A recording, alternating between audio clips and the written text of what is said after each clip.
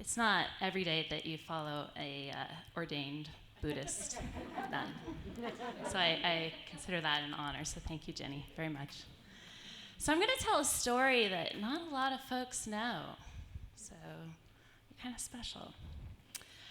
I was 25 years old and living in Seattle, and I was working at a weekly newspaper there, and I was the arts and entertainment person. When you're 25, that is the job to have. It's free concert tickets, free sporting tickets, free ski tickets, it's anything you want. And it was a really exciting, fun time to be involved in publishing and doing something that, I really wanted to be in the middle of what was happening. And it wasn't exactly what I wanted to do, but it was kind of a means to an end, and I was making good money, and I was working in publishing. I wasn't writing, but I was working in publishing. And I had made that commitment to myself where I was still gonna freelance. No matter what, I was still gonna freelance. So I started a publication, Arthur Magazine, with some friends of mine, still was working my 40-hour-a-week job, and I was writing for 5 different magazines, monthly publications. Oh, and I was going out 5 nights a week. And I was having a great time. I used to tell my friends, oh, it's okay. I'll sleep when I'm dead. I didn't know that could actually happen. So one August, it was the best of issue for our newspaper. And it was really exciting. It's the biggest issue. That means the biggest money maker. A lot of pressure. Got to make your quota. And I also had some stories that were due. And the pressure was kind of on. But the pressure was kind of exciting, too. And I could see that commission check at the end, that I was going to make some money, pay off my student loan, buy some cute shoes, and it was going to be great. I came back from lunch, sat down, and if anyone knows me, I'm like the master multitasker. And I was checking my email, checking my phone, doing everything. And all of a sudden, my jaw locked up. And I had this really bad headache. And I had blurred vision. And the whole side of me started hurting. So what do you do when you're 25 and you're like, what do I do? You call your mom back in California. And you go, Mom, what's going on? Well, she was in a meeting. I couldn't talk to her.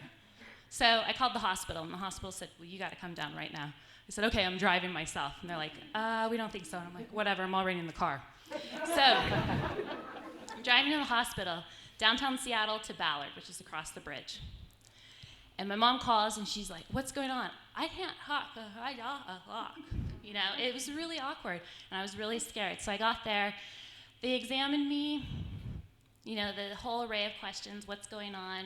Has there been any stress in your life? Have you taken any drugs? All those kind of things. And then the doctor just said, hey, let's just lay down, put your legs up. I'll be back in 5 minutes. He came back, and he said, your stress levels were so high, you were giving yourself a stroke. I was 25. And I said, is there some 60-year-old person down the hallway that maybe you confused our charts with? And he said, no, it's you. And we need to talk about this. So they put me on 24-hour bed rest, which the last time I was on 24-hour bed rest, I had a staph infection. I was 17. They told me if I moved my leg, I'd lose it. So I don't sit down. It wasn't something I was really used to.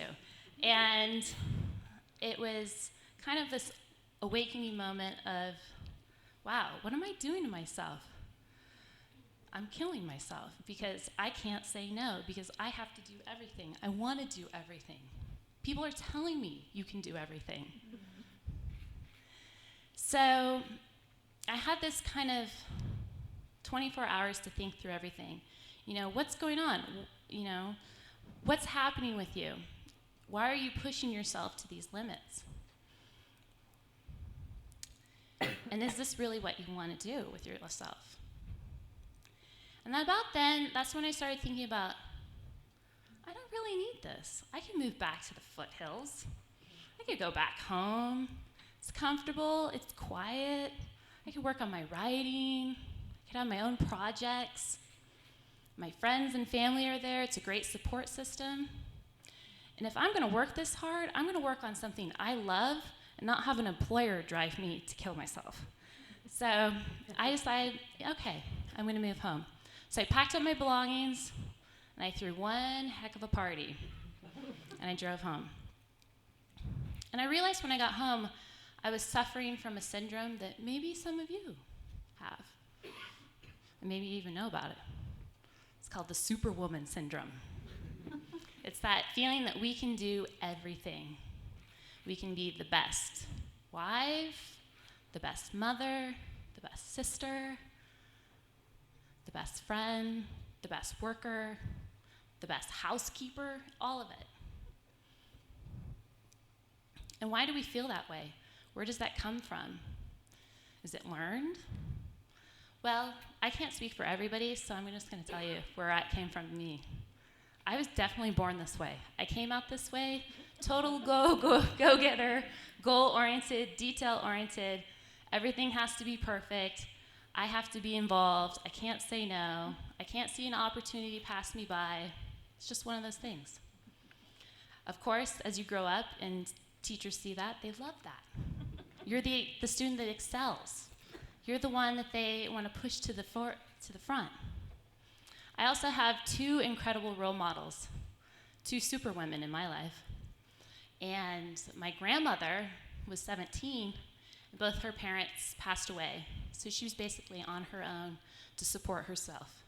She went on, had children, still worked, was a working mother. And she worked till basically the day she died. My mom is the same exact way. She's taken care of herself since day one. She's worked every day, taken huge pride in her job and the independence that having a job means to her. And so I learned that work means independence, work means having achievement, moving ahead, accomplishing goals, self-worth, all of that. And it's also maybe, it could also be just the times that we live in. We're women, we're doers, we make it happen. So if we see an earth, an environment, people in crises, that's what we naturally tend to lean towards. Let's fix it. Let me get in there. I mean, we had technical problems, and Cathay was up there like, I'm gonna fix the soundboard. So it's just, we're natural doers and fixers. And I understand that, and I think that's kind of our natural inclination to lean that way. So where does that leave us?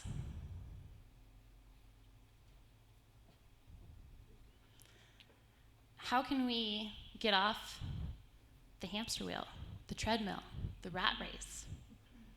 I kind of don't want to get off of it because I like it. It's kind of exciting. Maybe I should just slow it down a little bit. And how do I do that? I got to surround myself with good people. And I've got some really great people around me. I got good family who tell me to keep it in check when I need it. I've got some really fantastic folks that I work with who say, hey, it's okay, you can say no on this one, Jesse. Like, you don't have to show up for this meeting. And I also have that knowledge of what it felt like to be in the hospital at 25, thinking, wow, I could have given myself a stroke. I could have died. Over what? Advertising? Money, those cute shoes that I really wanted? Pay off my student loans? Those are never going to get paid off. So it was just that realizing that keep it simple. Because if I can't be healthy for me, then I can't be that power changer, that social change agent, that person that can help and support my community, my family, and my world.